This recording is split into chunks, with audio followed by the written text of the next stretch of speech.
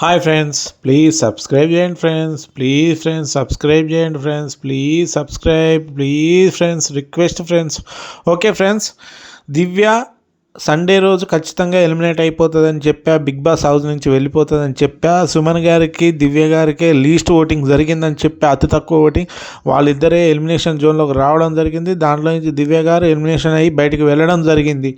నేను చెప్పిన డేటా ప్రకారం ఒక్కటి కూడా రాంగ్ కాలే ఇంతవాడికి. ఎందుకంటే నేను ప్రతిసారి చెప్తూనే ఉన్నా, సుమన్ గారు దివ్య గారు చివరిగా ఊరు, వాళ్ళిద్దరికి ఓటింగ్ జరగట్లేదు. సుమన్ గారు కూడా ఎలిమినేషన్ జోన్లోకి వస్తారని ఆల్రెడీ చెప్పేశా. అదే జరిగింది ఫ్రెండ్స్. నేను చెప్పిన దానికి మన డేటాకి వచ్చేసి బిగ్ బాస్ డేటాకి వచ్చేసి 1% తేడా ఉంటుందని చెప్పా. అది ఎక్కువ ఉండవచ్చు, తక్కువ ఉండవచ్చు అని చెప్పా.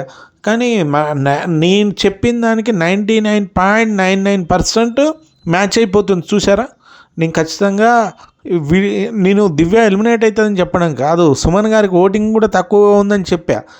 అది ఎందుకంటే సుమన్ గారు టాప్ 1లో ఉండు. ఫస్ట్ టైటిల్ విన్నర్గా టాప్ 1లో ఉన్న వ్యక్తి ఎలిమినేషన్ జోన్లోకి రావడం జరిగింది ఓటింగ్ తగ్గి.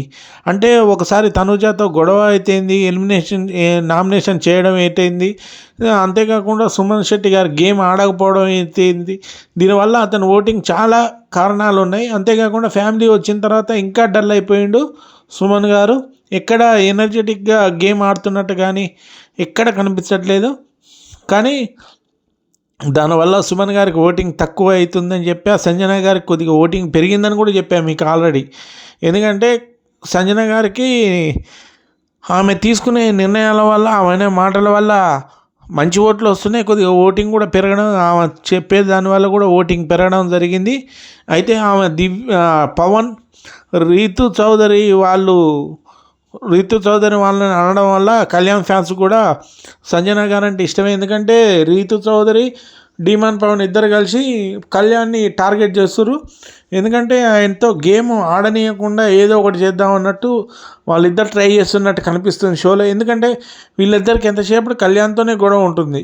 మీరు బాగా అబ్జర్వ్ చేస్తారో లేదో, హౌస్లో వేరే వాళ్ళతో ఉండదు. ఎందుకంటే వీళ్ళకి ఇంతకుముందు హౌస్లోకి వచ్చిన వాళ్ళు చెప్పారు, తనుజ ఫస్ట్ ప్లేస్లో ఉంది, కళ్యాణ్ సెకండ్ ప్లేస్లో ఉంది, వీళ్ళిద్దరి మధ్యలో పోటీ ఉందని బయట నుంచి వచ్చిన వాళ్ళు చెప్పినట్టుంది.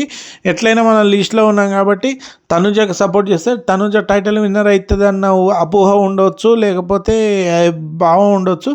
కానీ తనుజ కూడా సూపర్ ప్లేయర్, ఎక్సలెంట్ ప్లేయర్. ఆమె గేమ్ ఎక్కడ కూడా గివ్ అప్ ఇయ్యదు. మగవాళ్ళతో పోటీ పడి ఆడపుల్లిలాగా ఆడుతుంది. ఆమె ఎక్కడ తగ్గదు. కాకపోతే ఆ ఫ్యామిలీ సండే ఎపిసోడే ఆమెకి దెబ్బేసింది. దానివల్ల ఆమెకి ఇబ్బంది అవుతుంది, ఓటింగ్ అనేది తగ్గింది.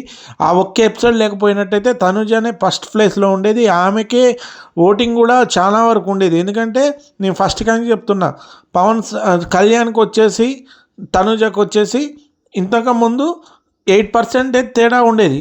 ఎక్కడ తనుజ వచ్చేసి టాప్ ప్లేస్లో ఉండేది, కళ్యాణ్ వచ్చేసి సెకండ్ ప్లేస్లో ఉండేది. వీరిద్దరి మధ్య 8% డిఫరెన్స్ ఉండేది. అంటే తనుజ టైటిల్ విన్నర్ అని డిసైడ్ అయిపోయింది ఆడ. ఎందుకంటే ప్రతి వీక్ ఆ విధంగానే వస్తుంది. వీళ్ళిద్దరు దరిదాపుల్లో ఎవ్వరూ లేరు. కానీ ఎప్పుడైతే ఫ్యామిలీ వీక్లో సండే ఎపిసోడ్ వచ్చిందో అప్పటి నుంచి తనుజ ఓటు క్రమేణా తగ్గడం జరుగుతుంది. ఎంత తగ్గడం అంటే 8% తగ్గిపోయింది. ఇక్కడ తనుజది తప్పని చెప్పట్లేదు. తనుజ కూడా super player, excellent player, excellent మనిషి కూడా. ఆమె ఏది ఉన్నది ఉన్నట్టే చెప్పేస్తుంది. ఎక్కడ కూడా అబద్ధం ఆడదు. ఎక్కడ కూడా టాస్క్లో కూడా వీళ్ళని ఓడించి నేను గెలవాలన్న ఉద్దేశం కూడా తనుజ గారికి ఎక్కడా ఉండదు. ఒక తనుజ, దివ్య వీళ్ళిద్దరి మధ్య ఆర్గ్యుమెంట్ తప్ప తనుజ ఎక్కడ ఎవరితో ఆర్గ్యుమెంట్ లేదు ఇప్పటివరకు. ఎందుకంటే తనుజ దివ్య మధ్య ఆర్గ్యుమెంట్ తప్ప ఎక్కడ కూడా తనుజ ఆర్గ్యుమెంట్ అనేది రాంగ్గా పోర్ట్రే కావడం కానీ బయటికి రావడం కానీ ఎప్పుడు జరగలేదు. వీళ్ళిద్దరి మధ్యలో అది కూడా భరణి గారు చేయబట్టి తనుజ గారు తండ్రిలాగా, ఈయనేమో దివ్య గారు మరి అన్నలాగా ఊహించుకోవడం, వాళ్ళ ఇద్దరి మధ్యలోనే జరగడం ఏదైనా గొడవ. అంతేకాకుండా తనుజ దివ్యాన్ని నామినేషన్ చేయడం, దివ్య ఈ వారం ఎలిమినేట్ కావడం, అంతా చకచక జరిగిపోయినాయి. మొత్తానికైతే తనుజ కూడా ఎక్సలెంట్ ప్లేయర్ ఫ్రెండ్స్.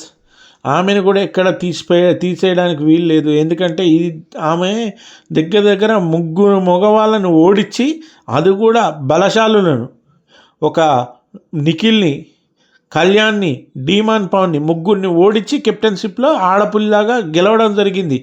ఆమె తక్కువ ఏం చేయలే, ఎక్కడ గేమ్లో గివప్ ఇయ్యదు మిగతా వాళ్ళలాగా. ఇప్పుడు పవన్ అన్న నిప్లేసిందని చెప్పి కింద పడిపోయింది తప్ప ఆమె తనుజ కూడా ఎక్కడ కూడా ప్లేలా ఆమె తక్కువ చేయలేదు, ఆడలేదు. ఆమె గురించి చెప్పాల్సిన పనే లేదు. తనుజ కూడా నెంబర్ 1 ప్లేయర్, కానీ ఓటింగ్ ఎందుకో తగ్గిపోతుంది ఫ్రెండ్స్.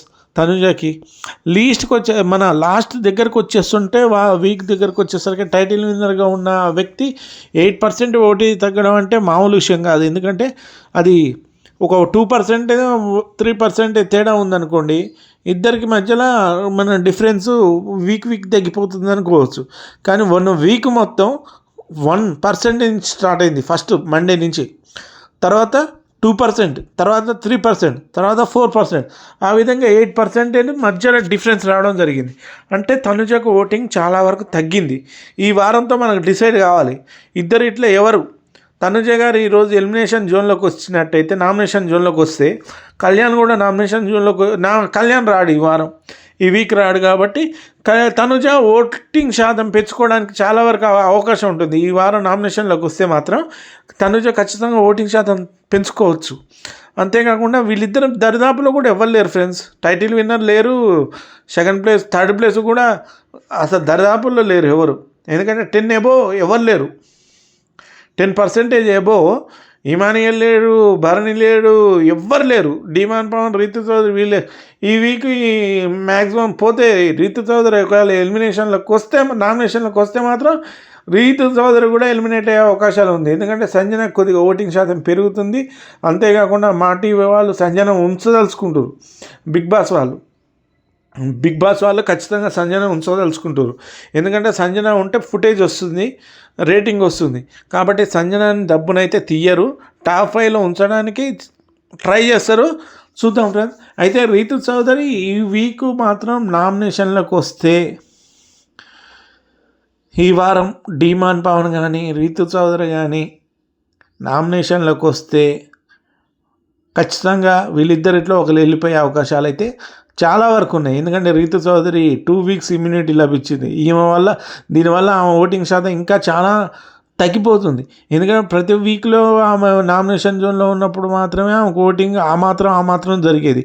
అట్లాంటి 2 వీక్స్ అసలు ఓటింగ్లో లేదు. అట్లాంటప్పుడు ఓటింగ్ అనేది తగ్గుతుంది. ఎందుకంటే ఇదే విషయం ఇమానియల్ విషయంలో జరిగింది. ఇమానియల్ ఆ 10 వీక్స్ ఆయన ఎప్పుడైతే నామినేషన్లకు రాలేదో ఆయన ఓటింగ్ భయంకరంగా పడిపోయింది. అంతకంటే ముందు 16, 17, 18% ఉండేది ఇమానియల్ ఓటింగ్. ఎప్పుడైతే ఆయన ఎలిమినేషన్ జోన్లోకి రాకుండా 10 వీక్స్ ఉండో ఆయన ఓటింగ్ మొత్తం పడిపోయింది. చాలా వరకు డల్ అయిపోయింది. అసలు ఇమానియల్ ఇచ్చే ఎంటర్టైన్మెంట్కి, ఆడే గేమ్కి, ఆయన గేమ్కి 8%, 9% నమోదు కావడం అంటే చాలా తక్కువ అన్నట్టు. ఎందుకంటే కాకపోతే ఇమానియల్ ఏంటంటే తనుజాని కారణం చేస్తుండే ఎంతసేపటికి. ఆ ఒక్క విషయం తప్ప తనుజాని కారణం చేయకుండా ఉన్నట్టయితే, ఎందుకంటే ఆయన హౌస్లో అందరితో మంచుకుంటుంటూ తనుజాని మాత్రం కారణం చేస్తుండే. ఎందుకంటే కెప్టెన్ ఆమె టాప్ 1లో ఉంది కాబట్టి ఆమెనే కారణం చేయాలా అన్నట్టు చేస్తుండే తప్ప, ఆమెతో మంచుకున్నట్టయితే, అందరితో సహా ఉన్నట్టే తనుజతో ఉన్నట్టయితే మంచిగా ఉండేది, అయిపోయేది. కానీ చూద్దాం ఫ్రెండ్స్. మొత్తానికైతే టాప్ 1, టాప్ 2 పొజిషన్లో ఈ వారం ఆల్రెడీ మనకి కళ్యాణ్ గారికి ఇమ్యూనిటీ లభించింది, కెప్టెన్ అయింది కాబట్టి ఈ వారం ఖచ్చితంగా ఆయన ఉండడు. అంతేకాకుండా ఫినాలే పాస్ ఈ వారం ఉంటుంది ఖచ్చితంగా. నాకు తెలిసి ఫినాలే ఒకరు వెళ్ళడానికి అవకాశం ఉండే టాస్క్ ఈ వారం ఉండొచ్చు, ఎవరైనా వెళ్ళవచ్చు. చూద్దాం friends. Okay friends, please subscribe, నా ఛానల్ సబ్స్క్రైబ్ చేయండి ప్లీజ్ ఫ్రెండ్స్.